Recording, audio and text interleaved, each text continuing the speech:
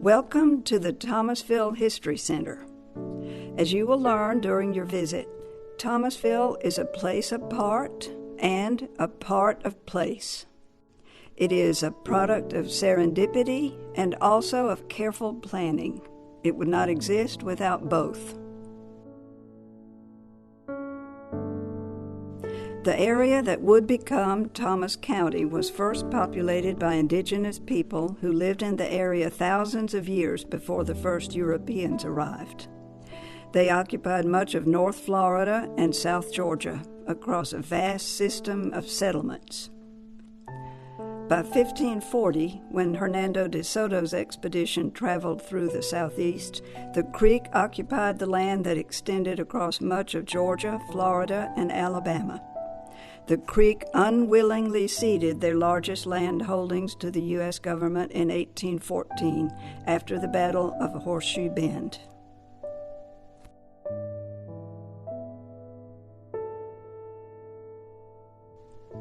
The area remained sparsely settled until the 1820s, when white settlement was sparked by a land lottery held by the state of Georgia to distribute the Creek's ceded land.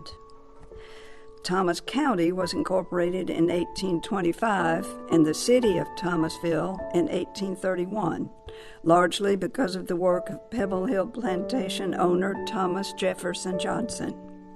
The town and county both were named for his distant relation, Jet Thomas, a decorated veteran of the War of 1812 and celebrated builder of the Franklin College of Arts and Sciences, the University of Georgia's first permanent building. After settlement, the economy was based on agricultural plantations and the labor of enslaved black people, small farms, and a variety of tradespeople and professionals. By 1830, more than one-third of the population was enslaved. By 1850, the enslaved population was over 50%, as Thomas County became a major producer of cotton and lumber. These items were shipped to Savannah via an overland route to St. Mark's. In 1861, a railroad connected Thomasville directly to Savannah.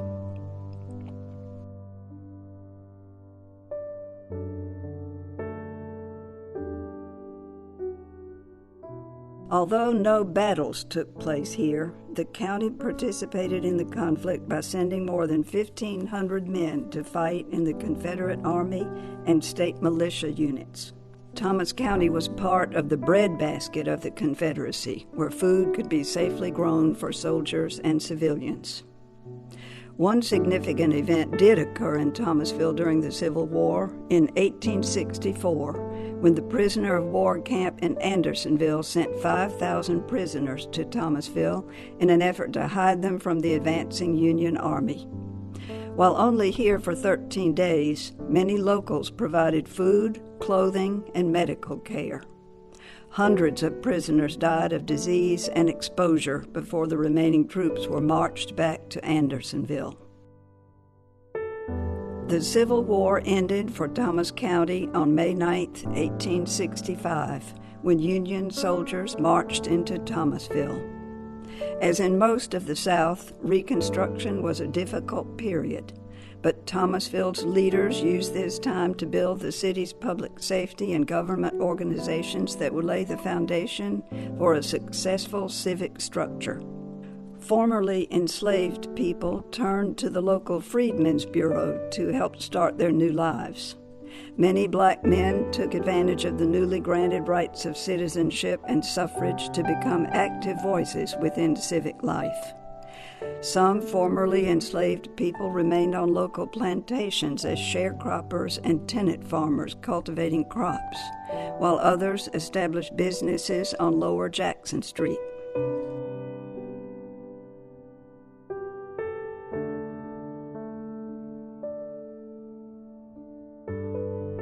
During Reconstruction, northern visitors began to make Thomasville their winter home.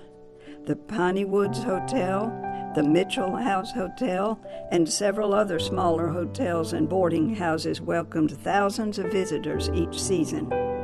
Thomasville's summer population hovered around 5,500, but during the winter it swelled to more than 12,000.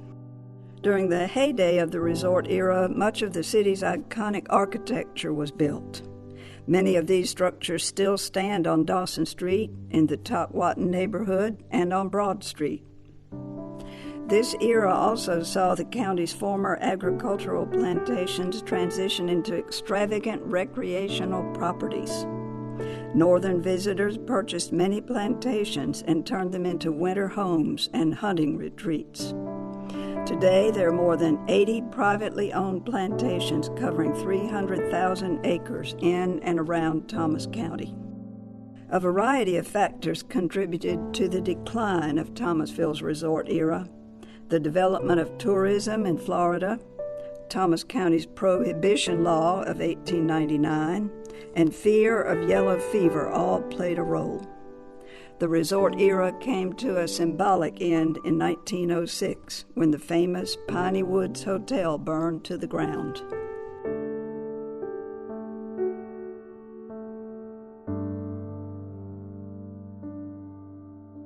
Following the resort era, Thomas County maintained an active and vibrant economy through its industries. The Flowers Baking Company, Archbold Memorial Hospital, and the Sunnyland Meatpacking Company all began operations. Roads were paved and utilities expanded, and 20th century businesses like Cocroft Music Company, the Plaza Restaurant, and department stores were set up on the bricks. The World Wars added to this process with the establishment of Finney General Hospital and the Army Air Force Base, which led to Thomasville's first modern airport. As in many towns across America, the 25-year period following World War II brought a wave of significant cultural change and economic growth. The baby boom, combined with strict segregation laws, required schools to be built in duplicate, leading to the consolidation of the county high schools in 1958. A series of Supreme Court wins and federal laws for civil rights led to the elimination of all white juries, all white primaries, and state-enforced segregation. Meanwhile, the Cold War led to the creation of the Southeast FEMA headquarters in Thomasville and the opening of a National Guard armory. Many families built fallout shelters in their backyards or basements, including the house you're in right now. Thomasville hunting plantations remained a favorite destination for the nation's elite, including politicians from President Dwight Eisenhower, who visited Thomasville every year from 1954 to 1960, and Jackie Kennedy, who visited Jock and Betsy Whitney at Greenwood Plantation. Other visitors included President Jimmy Carter, presidential nominees Hubert Humphrey, George McGovern, and Walter Mondale, and First Lady, Lady Bird Johnson.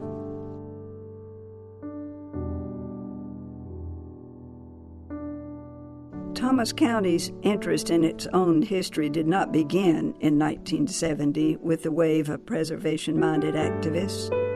As early as 1900, articles about history began appearing in the local newspaper, and organizations began promoting historical content.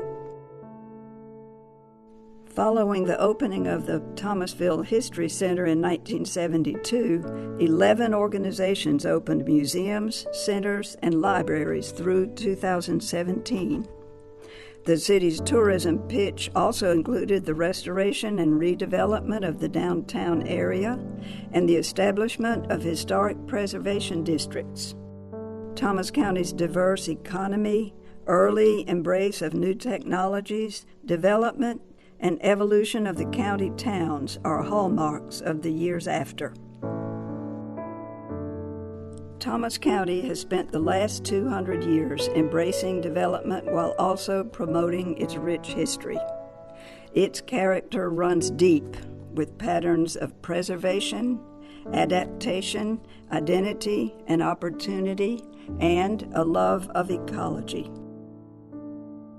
When you combine those values with visionary leadership, enterprising citizens, and strong ties to the past, you get Thomas County, a place apart, a part of place.